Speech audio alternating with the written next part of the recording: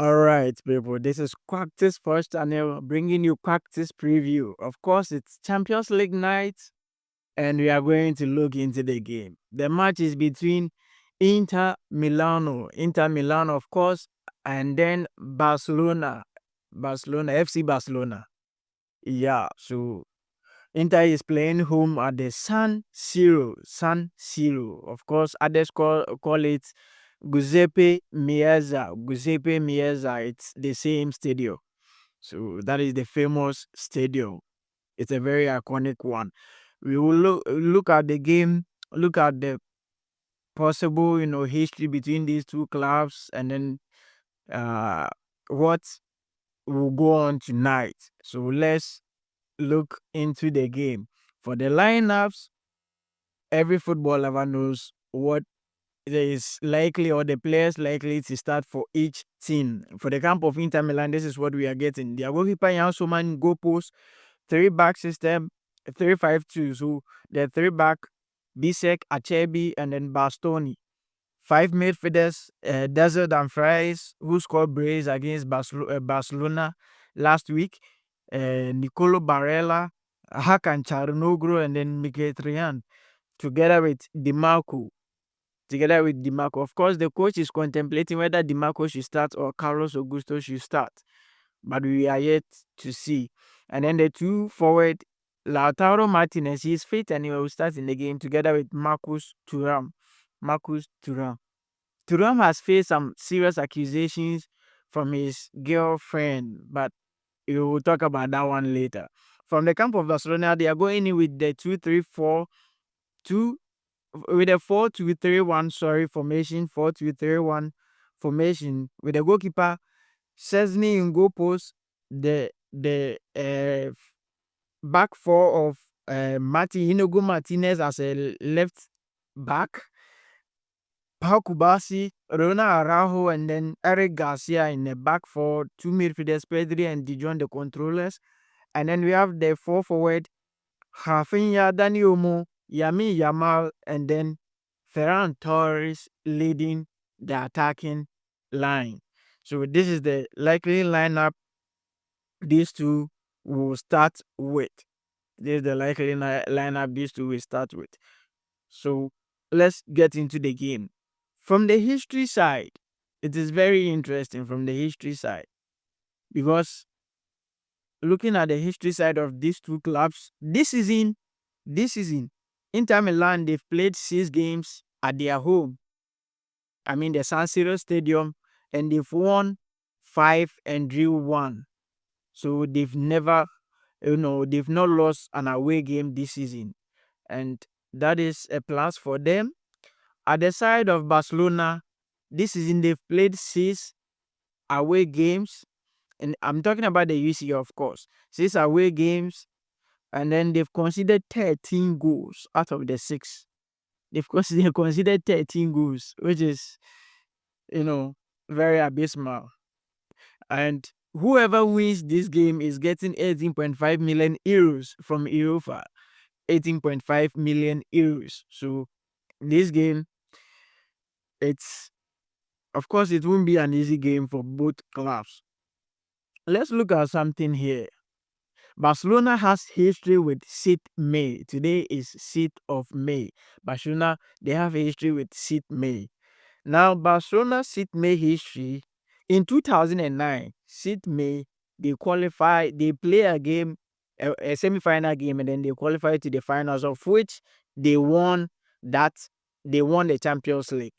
2009-2010 season. They won the Champions League that season. And then 6th May 2015, Barcelona played against Bayern Munich. And then in that game, that was the first leg, they won 3-0. So Barcelona, they have history with 6th May. When it comes to in football, in 6th May, Barcelona had that history. Then on the side of Inter Milan also, let us go and then see something from that side. Inter Milan, they've lost 2 games in semi-finals. That was 1965 and then 1980. From that time, they've never lost a semi-final game, which is a Champions League. From that time, they've never lost a semi-final game, which is a Champions League. So they also have a quiet, a good history. History is, of course, backing both of them, and this game will be, it will be very, very exciting. I will watch it myself. Just tell us what do you think in the comment section. Just tell us what do you think in the comment section. Okay, I listened to Simeone Inzaghi, and then he was like they would double up on Yami Yamal. Let me break it to the Inter Madrid fans.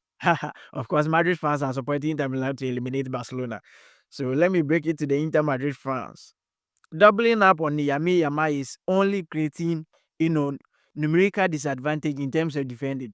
Because when two players or three players are only tackling one player, defensively, there is a numerical disadvantage to your side because the opponent will have more players than you. So the only way to stop Yami Yama is to, one, you you block the passing lane, or those do giving him the passes, you block the passes from reaching him, and then two, putting him in the cage. In football, when you say caging someone, meaning as soon as he gets the ball, about three or four players surrounds him, and then they do it to the point that they will take the ball from him. Because as soon as he is able to break out from the cage, you have a numerical disadvantage, and then it will go against you. So that is that. That is that for Inter Milan and for Simeone Inzaghi as well. Now, Inter Milan, on the side of Inter Milan, what they can do to win this game very easy is that they should use deep runs. When you say deep runs in midfield, of course, when you say deep run in football, your midfielders will make the runs. But since Inter Milan midfield, they are not runners, the wing backs will do it for them. And Barcelona, they defend narrowly. When they are defending, all the back four, they become narrow and impact themselves at the middle, which gives the opponent the room to tour the rings. And in the first leg, we witnessed that they were defending narrowly, and then they were able to locate Dumfries at the far ring. That was advantage to them. So Barcelona, I'm expecting them to defend using their high line. This season, the high line for Barcelona is approximately 34 meters, approximately 34 meters this season.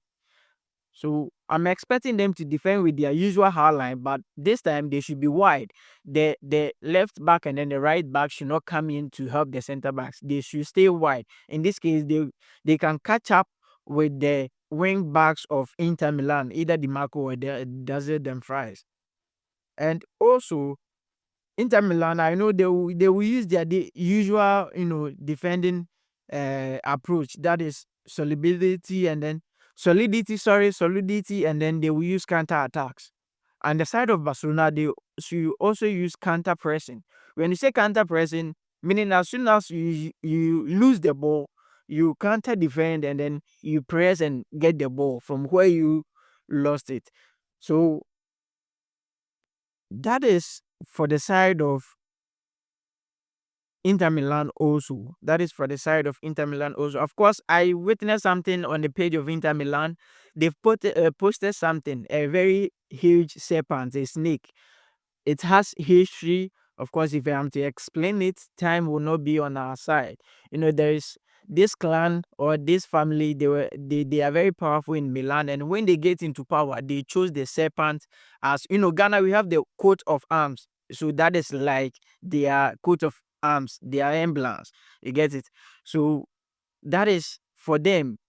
The snake simply means that the snake should help them devour Barcelona as they are coming into their territory. So that is Inter Milan. One of the meaning of the post that they did. That is the meaning of the post that they did. Now one thing Inter Milan also they do is that they load one side. They normally place the ball, at the left side where DiMarco and then Bastoni are.